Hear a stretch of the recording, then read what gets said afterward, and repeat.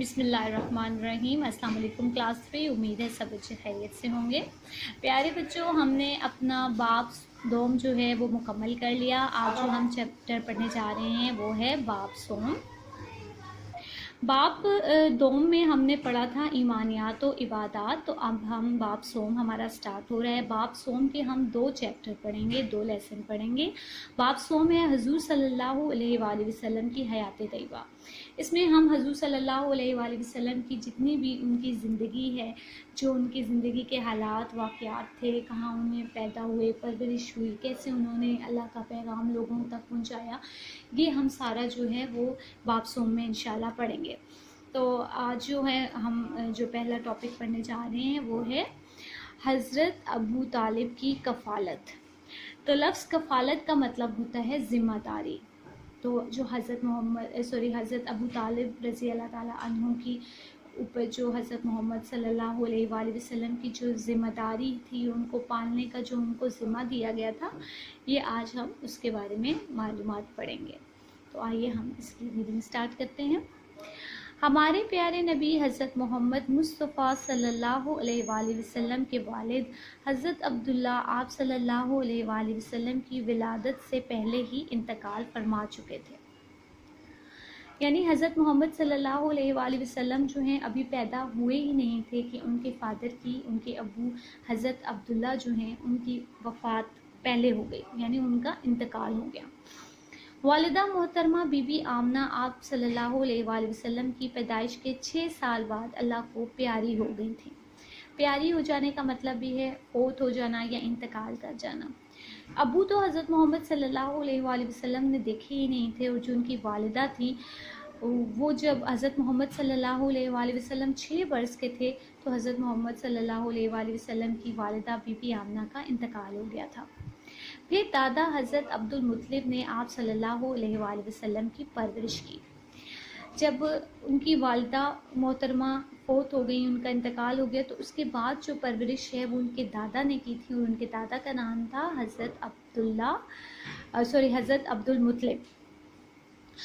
پرورش کا مطلب ہے پالنا، تو حضرت عبد المطلب نے ان کی پرورش کی، انہوں نے ان کو پالا، مگر صرف 2 سال بعد وہ بھی وفات پا گئے۔ حضرت عبد المطلب نے، ان کے دادا ابو نے ان کو پالا، وہ 2 سال ہی ان کے ساتھ رہے، اس کے بعد حضرت عبد المطلب یعنی ان کے دادا کی بھی ڈیتھ ہو گئی، وہ بھی وفات پا گئے۔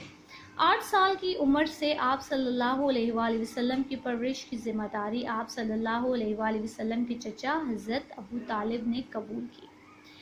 یعنی امی کے انتقال کے بعد پھر ذمہ داری ان کے دادا ابو پہ آ گئی۔ دادا ابو کے ساتھ وہ 2 سال رہے تو ان کا انتقال ہو گیا۔ اس کے بعد ان کی جو پرورش کی ذمہ داری تھی ان کے چچا تھے، اور ان کے چچا کا نام تھا حضرت ابو طالب۔ انہوں نے پھر حضرت محمد صلی اللہ علیہ وآلہ وسلم کی پرورش کی تھی۔ حضرت ابو طالب نے آپ صلی اللہ علیہ وآلہ وسلم کو اپنی اولادوں سے بھی زیادہ پیار سے پالا، یعنی اپنی اولادوں سے بڑھ کر حضرت محمد صلی اللہ علیہ وآلہ وسلم کو انہوں نے پالا، ان سے بہت زیادہ وہ پیار کرتے تھے، ان کا ہر طرح سے خیال رکھتے تھے۔ وہ آپ صلی اللہ علیہ وآلہ وسلم کا ہر طرح سے خیال رکھتے تھے، زیادہ وقت اپنے ساتھ رکھتے تھے، اپنے ساتھ کھانا کھلاتے اور اپنے پاس سلاتے تھے۔ یعنی وہ ان سے اپنی اولادوں سے بھی بڑھ کر بہت زیادہ پیار کرتے تھے، اپنے ساتھ جہاں جاتے تھے ان کو اپنے ساتھ لے کے جاتے تھے، اپنے ہاتھوں سے ان کو کھانا کھلاتے تھے اور سلاتے بھی ان کو اپنے پاس ہی تھے، کیونکہ حضرت ابو طالب جو ہیں وہ حضرت محمد صلی اللہ علیہ وآلہ وسلم سے بہت پیار کرتے تھے۔ اگلا جو ہمارا ٹاپک ہے وہ ہے سفر شام، یعنی جو ان کا شام کا سفر تھا جس پر وہ تجارت کرنے کے لیے گئے تھے، تو یہ وہ قصہ اس کے اندر موجود ہے۔ آئیے ہم پڑھتے ہیں۔ حضور اکرم صلی اللہ علیہ وآلہ وسلم کی عمر تقریباً 12 سال تھی کہ حضرت ابو طالب سامان تجارت لے کر ملک شام جانے کی تیاری کرنے لگے۔ حضور اکرم صلی اللہ علیہ وآلہ وسلم کو اپنے چچا سے جدائی گوارا نہ تھی، لہٰذا آپ صلی اللہ علیہ وآلہ وسلم نے بھی شام جانے کی خواہش ظاہر کی۔ یعنی ان کے جو چچا ابو طالب تھے وہ तजारत के सिलसिले में मुल्क शाम जाना चाह रहे थे, वो जाने की तैयारी हो रही थी वहाँ पे। तो हज़रत मोहम्मद सल्लल्लाहु अलैहि वसल्लम चूँकि अपने चाचू से बहुत प्यार करते थे और वो भी इनसे बहुत प्यार करते थे, वो इनसे अलग नहीं होना चाहते थे, इनसे जुदा नहीं होना चाहते थे। तो उन्होंने कहा कि मैं भी आपके साथ शाम में जाने की उन्होंने ख्वाहिश की कि मैंने भी आपके साथ मुल्क शाम जाना है। उस वक़्त हज़रत मोहम्मद सल्लल्लाहु अलैहि वसल्लम की उम्र जो है वो 12 साल थी। शाम का फासला बहुत तवील और सफ़र दुश्वार गुजार था। तवील का मतलब होता है लंबा, यानी शाम का जो सफ़र है वो बहुत लंबा था और रास्ता भी जो काफ़ी मुश्किल था। लिहाजा चचा जनाब अबू तालिब ने आप सल्लल्लाहु अलैहि वसल्लम से कहा कि वो मक्के में ही रहें, मगर आप सल्लल्लाहु अलैहि वसल्लम की ख्वाहिश पर हज़रत अबू तालिब इनकार ना कर सके और आप सल्लल्लाहु अलैहि वसल्लम को शाम के सफ़र पर साथ ले गए।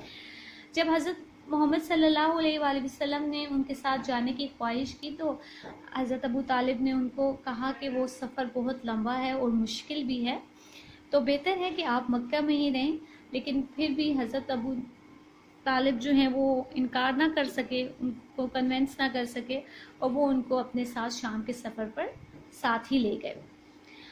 रास्ते में बसरा के मकाम पर हज़रत अबू तालिब की मुलाकात एक ईसाई राहिब बहरिया से हुई। इसने उनसे कहा कि आप अपने भतीजे को वापस मक्का ले जाएं, क्योंकि मैंने इस बच्चे हज़रत मोहम्मद सल्लल्लाहु अलैहि वसल्लम में अल्लाह ताला का आखिरी नबी होने की निशानियां देख रहा हूँ। ऐसा ना हो कि रास्ते में दुश्मनों को ये बात पता लग जाए और वो आप लोगों को सताएं। हज़रत अबू तालिब ने ये सुनकर तमाम सामान बसरा में ही बेच दिया और वापस मक्का आ गए। यानी शाम के सफ़र पर जब वो जा रहे थे तो रास्ते में हज़रत अबू तालिब की मुलाकात एक ईसाई से हुई। उन्होंने जब हज़रत मोहम्मद सल्लल्लाहु अलैहि वसल्लम को देखा तो उन्होंने फिर हज़रत अबू तालिब को ये बताया कि मैं आपके भतीजे में अल्लाह ताला के आखिरी नबी होने की निशानियाँ देख रहा हूँ। और वो कहने लगे कि ऐसा ना हो कि ये बात जो है आपके दुश्मनों को पता चल जाए, जहाँ पे आप जा रहे हैं वो आपको रास्ते में तंग करें, आपको सताएं, आपको परेशान करें, तो बेहतर है कि आप वापस चले जाएं। जब उस ईसाई ने हज़रत अबू तालिब को ये सारी बात बताई, वाक़या सुनाया, तो हज़रत अबू तालिब ने क्या किया कि उन्होंने अपना सारा सामान, बसरा एक जगह है वहाँ पर उन्होंने बसरा में बेच दिया और वो वापस मक्का में आ गए, क्योंकि वो भी हज़रत मोहम्मद सल्लल्लाहु अलैहि वसल्लम से बहुत ज़्यादा प्यार करते थे और वो ये नहीं चाहते थे कि इनके साथ इस तरह की कोई बात हो या वो रास्ते में कोई परेशानी देखें या उनके भतीजे को कोई नुकसान पहुँचाए। तो इसलिए वो अपने शहर मक्का वापस आ गए थे। तो प्यारे बच्चों, ये हमने 2 टॉपिक पढ़े। आपने भी घर में इनको अच्छे से रीडिंग करनी है, इनको समझना है। जो हज़रत मोहम्मद सल्लल्लाहु अलैहि वसल्लम के दादा का नाम है, जो उनके वालिद, वालिदा और उनके जो चचा हैं, ये नाम आपको याद होने चाहिए, क्योंकि जब पेपर बन कर आता है तो इन पैराग्राफ्स में भी आपके जो चैप्टर के अंदर से भी क्वेश्चंस आते हैं कि हज़रत मोहम्मद सल्लल्लाहु अलैहि वसल्लम के दादा का क्या नाम था या उनके चचा का क्या नाम था, या कितने बरस तक हज़रत मोहम्मद सल्लल्लाहु अलैहि वसल्लम के दादा ने उनकी परवरिश की और फिर उनका इंतकाल हो गया। कुछ भी सवाल दिया जा सकता है। आप देखें यहाँ पे सफ़र शाम है, तो यहाँ पे ये पूछा जा सकता है कि जब अबू तालिब के साथ हज़रत मोहम्मद सल्लल्लाहु अलैहि वसल्लम शाम गए तो उस वक़्त उनकी उम्र क्या थी, तो यहाँ पर बताया गया है कि उनकी उम्र 12 साल थी। अगर ये सवाल नहीं आता तो जो MCQs होते हैं जिनमें 4 ऑप्शन होते हैं, आपने एक को टिक करना होता है, उस तरह भी एक क्वेश्चन आ सकता है। डिफरेंट जो हैं वो एजेस लिखी जाती हैं और उसमें आपने जो करेक्ट है उसको चूज़ करना होता है। तो इसलिए जो आपको रीडिंग दी जाती है, रीडिंग के बाद टीचर आपको कोई काम नहीं कराती, क्योंकि सिर्फ आपने उसमें रीडिंग करनी होती है और उस चीज़ को समझना होता है। तो आज का आपका यही 2 टॉपिक है, आपने इसकी रीडिंग करनी है और इसको समझ के पढ़ना है। आज का आपका यही काम है। अल्लाह हाफ़िज़।